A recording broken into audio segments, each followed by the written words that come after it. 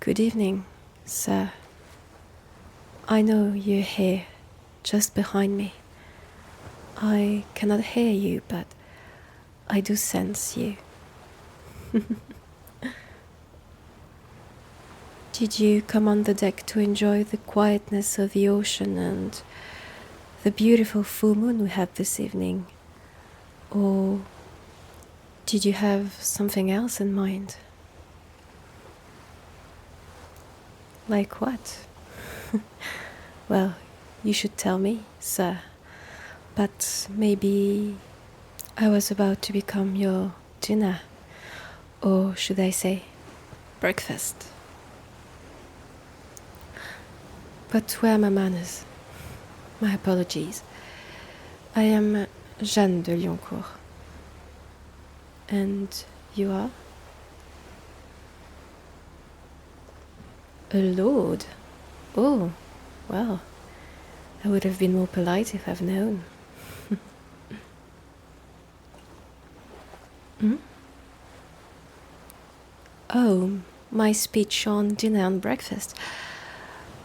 Well, you should tell me, my lord. You are the vampire here, not me.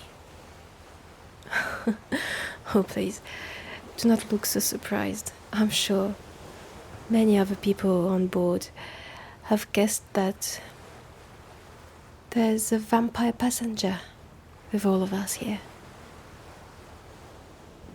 How do I know? Well, you see, I am somewhat of a detective sometimes, and many clues point towards you being a vampire. Should I disclose them to you? Brilliant. Well, first, I've never seen you in broad daylight, only in the evenings, and we've never introduced ourselves properly before. I've just seen you in corridors or sometimes on the deck with other people. And then your aura, it is quite strong and powerful, I have to admit. I am impressed. Then the fact that you can walk without being heard, sometimes even without being seen, I'm sure. And maybe the biggest clue of them all is this strange outbreak we've had on the boat for a few days, even though we've been on the sea for less than a week now. The symptoms being memory loss, anemia, great fatigue, and a stiff neck. They're all pointing towards a vampire bite. But I'm sure you already know that. Don't you, my lord? Am I not scared? Well, I'm afraid I'm not. I'm really sorry. I hope it doesn't upset you too much.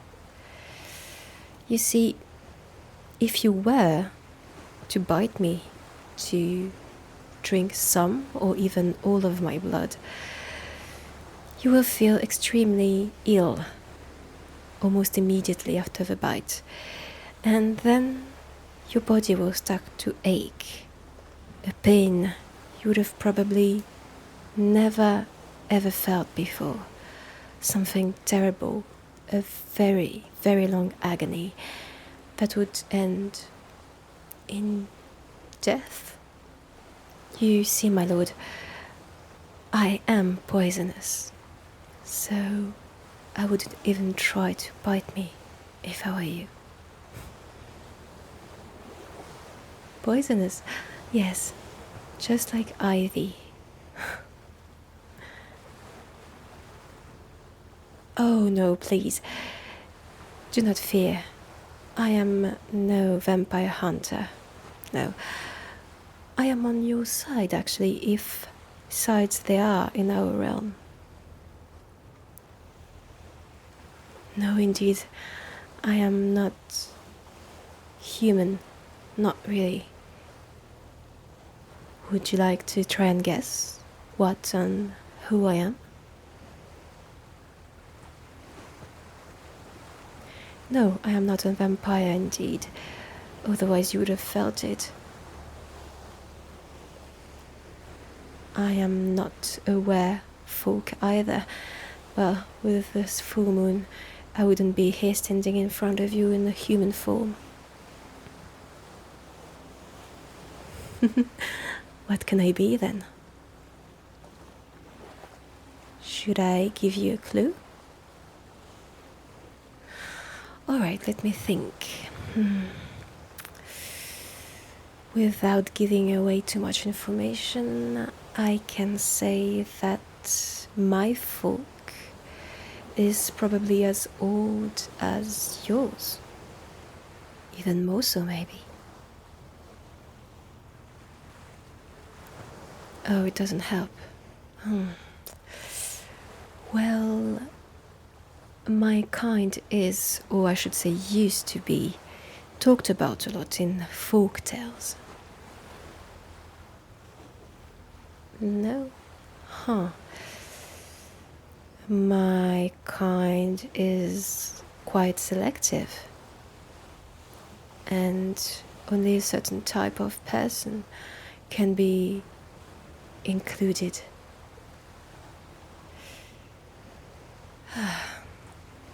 You're not very good at being a detective, are you, my lord? Last clue, alright? And this one will probably give you the answer immediately.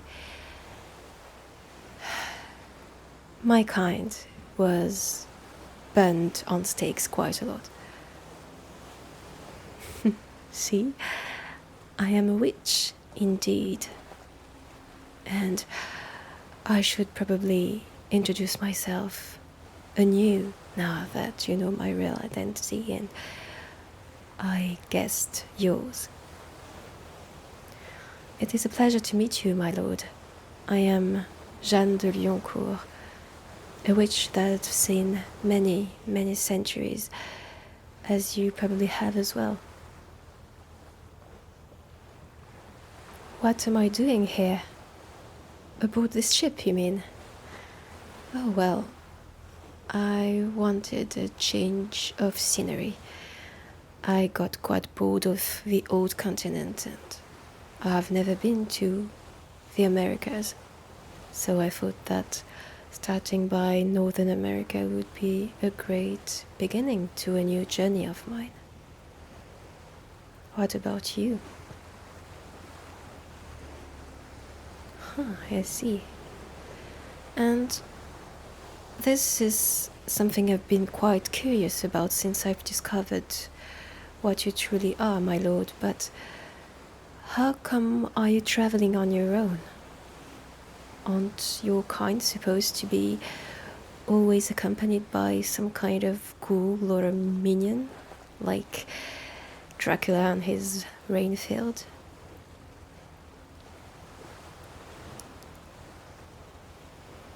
I see. I do get that. I had the chance to meet Lord Dracula once, a very, very long time ago.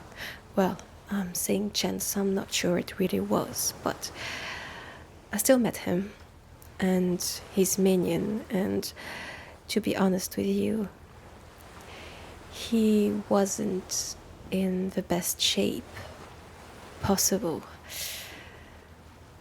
Yes, he did age quite badly, and he didn't have much conversation either, completely submitted to his master. So I do understand your reluctance to get a minion of yourself. How come I'm traveling alone? What do you mean? Oh, right. You know, witches do not travel in flocks. We are not goats, even though we worship its image sometimes.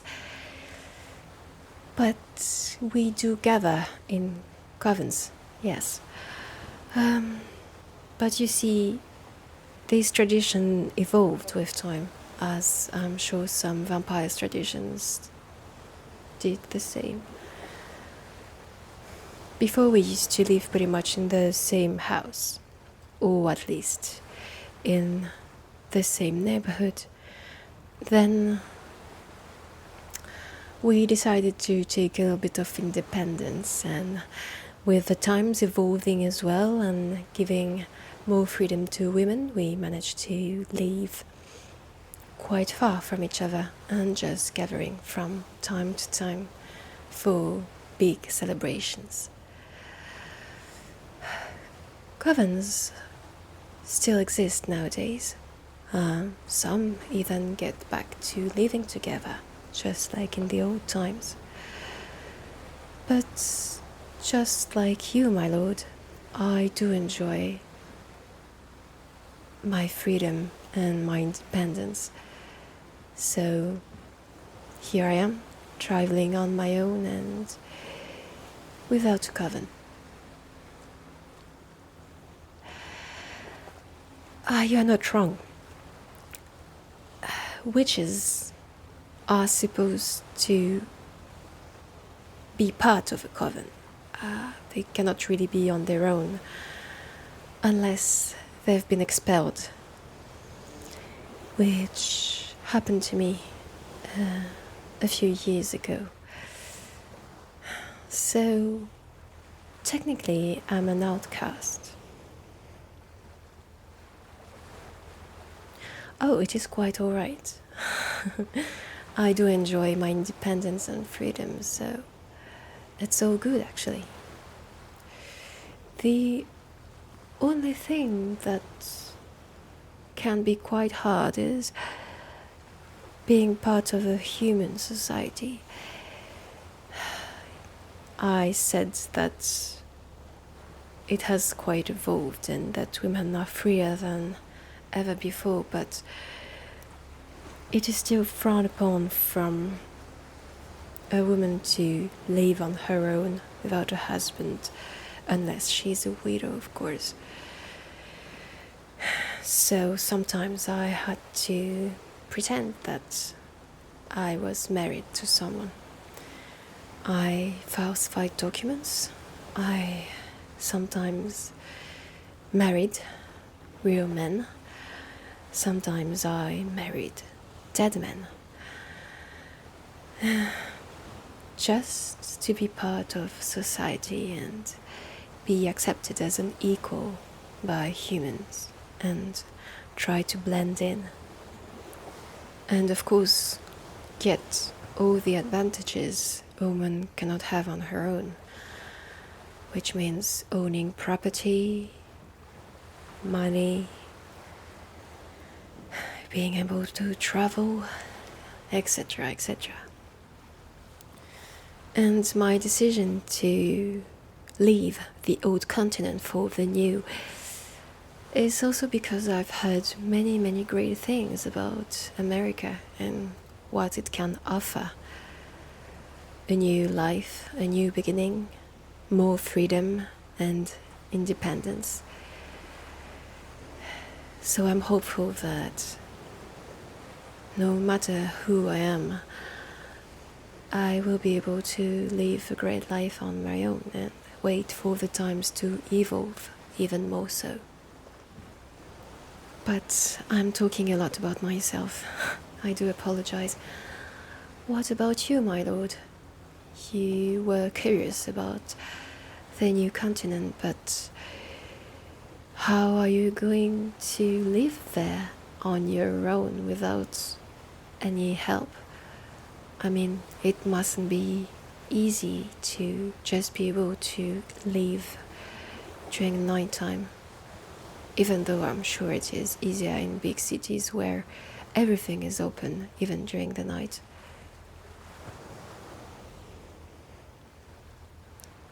I see.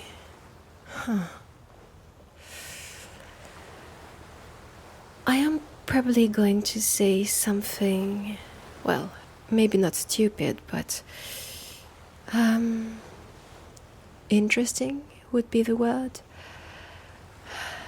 But from what you're telling me and my own story, it does seem that we pretty much have the same problem, you and I, my lord.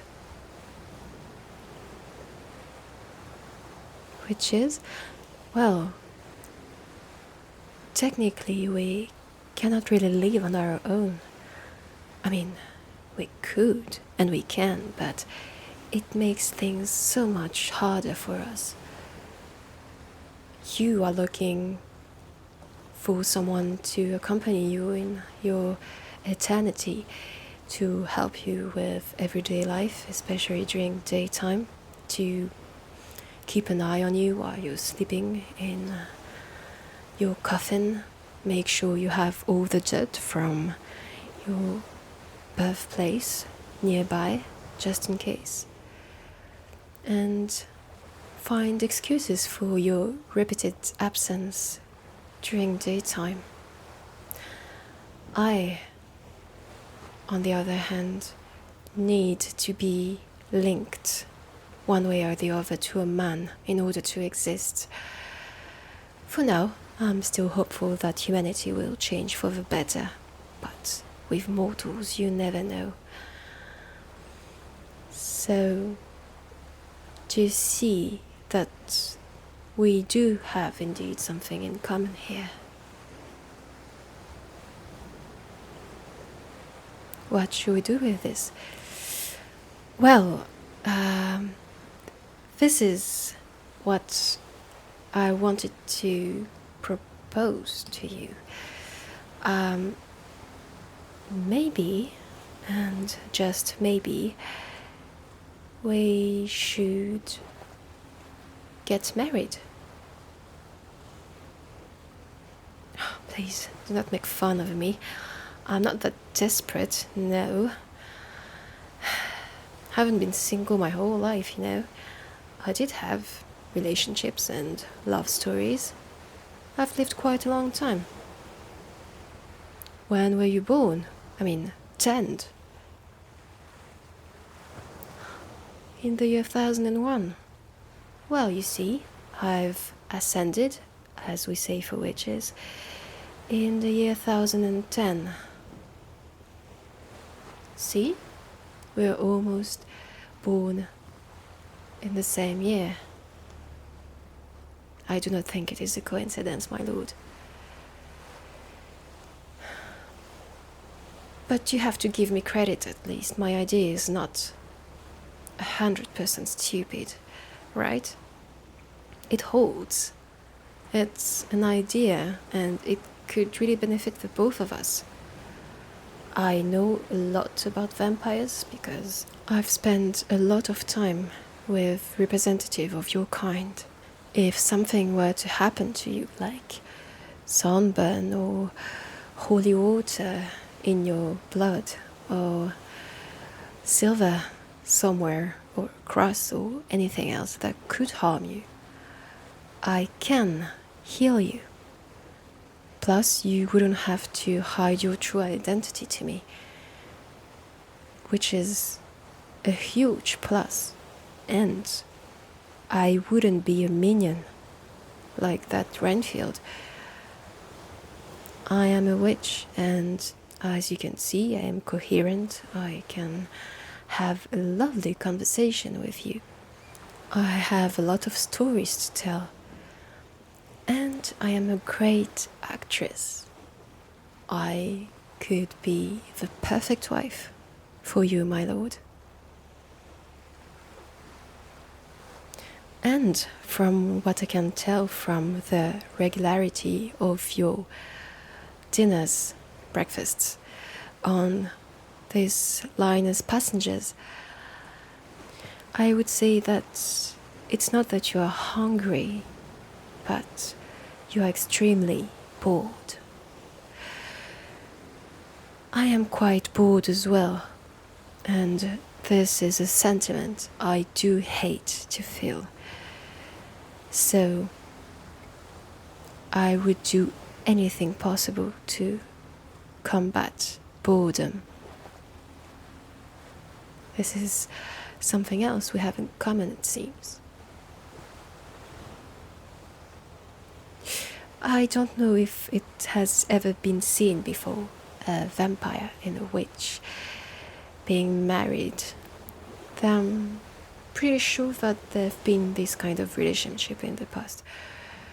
But not to this degree, not for human society to know. So, what do you say, my lord? Do you think I could be a great lady?